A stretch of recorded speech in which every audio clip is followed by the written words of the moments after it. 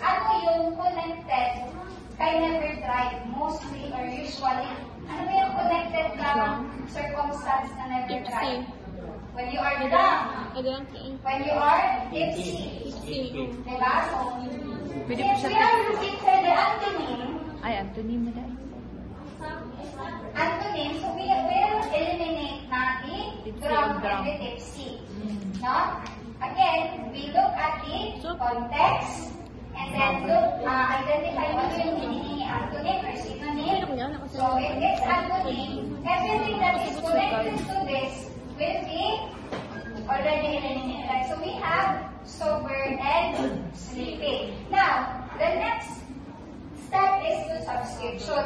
Substitute all possible answers with a given word. So we only have sober and sleeping. So, for example, never drive when you are sober.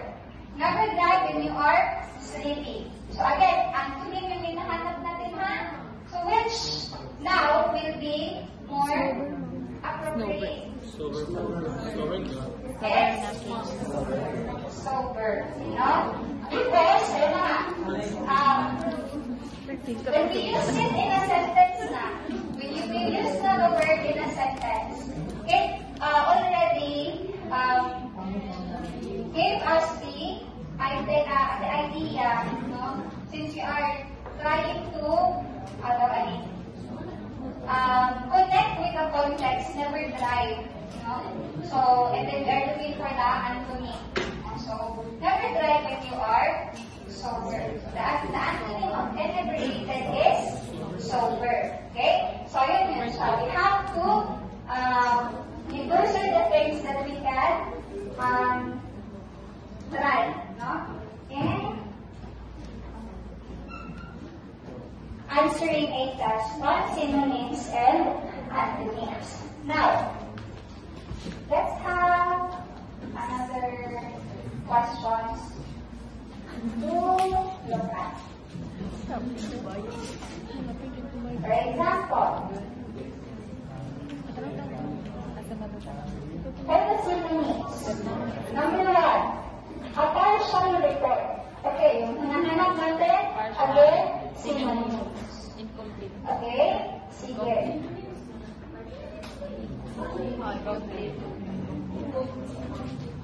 Okay, a partial report.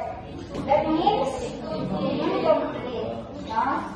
So, you have to first observe what are the meaning of these words. Diba? Kasi, if we do not observe the meaning of the words na nasa option, is baka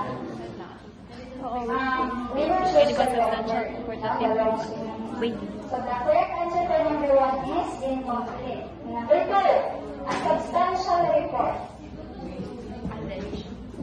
Sige. Proven.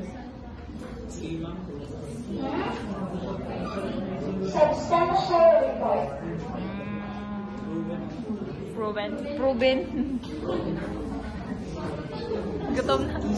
Gutom ang ka eh. Ready.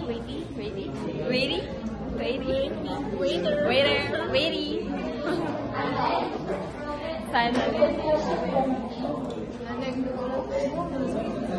Okay. Sige. Substantial Wala, video. report that is weighty. The very substantial. That is Ready. substance.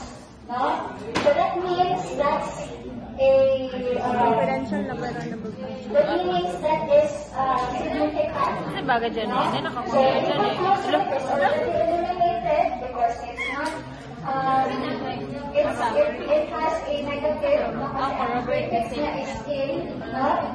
So ayun, proven naman. Negate or confirm. Corroborate the final answer. Confirming, deny. I confirm kasi may nalakihan. Yawan na dyan na. Ito ka lang, hindi. Kanawa yung identifiable. Siguro din na niya lahir ang confirm ko rin na lahir na negate. That is good. Confirm. Okay? So you might see the prefix there in collaborate, that means cooperation. And in order to convert something, you have to cooperate with another entity. No? So that's, ayun. Number 4, process. Manufactured goods are the goods that are made or processed from raw materials. No? Number 5, an incoherent answer. Not understandable. Kailan? Not understandable. Incoherent kasi meron siya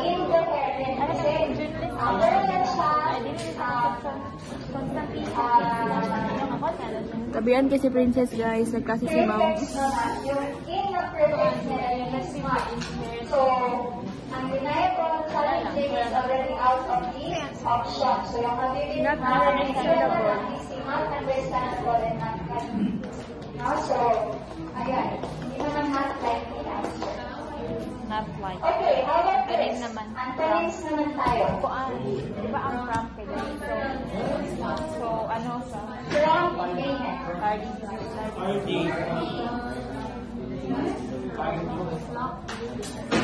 Snack boy kay card. Antony. RD or Tama. The answer is Saturday. Now, contrary to from or above. Number 2. Delay. Delay the decision, that's Hashtag. asset. Mag-uwi yan ah. Decision. Average. Oh, average. Ay, Anthony. Excessive. Final. Something that is subject is not subject to extreme. Diba? So, yeah. Excessive. Final log and skill. Final.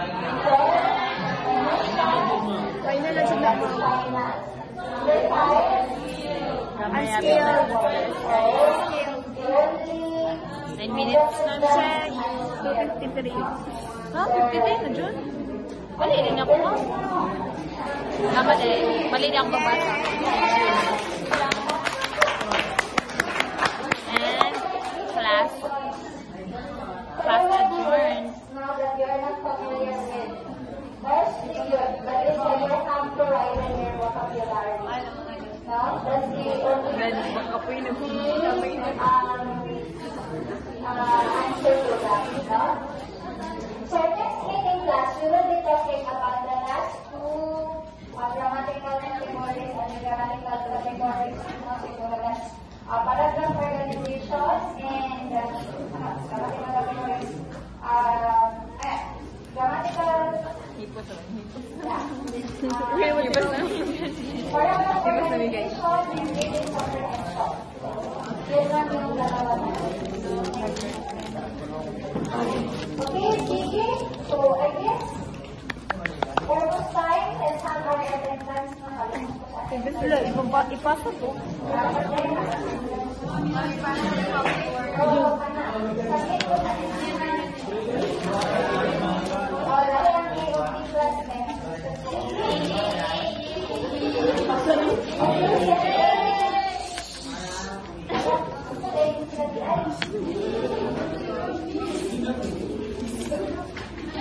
Bilis ba?